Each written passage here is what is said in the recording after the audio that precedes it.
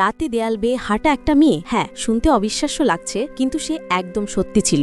দিনে শান্ত সংস্কারী মেয়ে, আর রাতে পুরো অন্যরকম। একদিন হঠাৎ সে তার নুকিলা দাঁত বের করল, আর সামনে বসা মহিলা ভয়ে ছিটকে পালালো।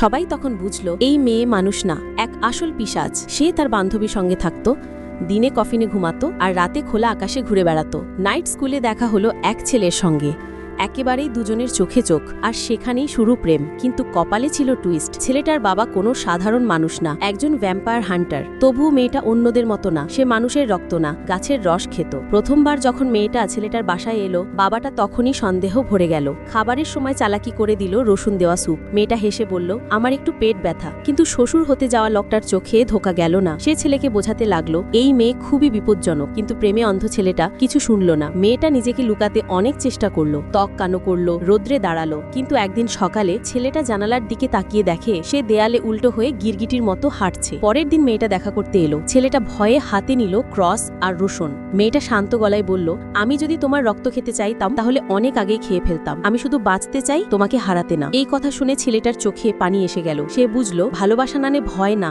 বিশ্বাস। আর সেদিন থেকে এক পিশাচও মানুষ হয়ে গেল প্রেমের জন্য। বলো তো, তুমি হলে কি এমন ভালোবাসায় বিশ্বাস করতে?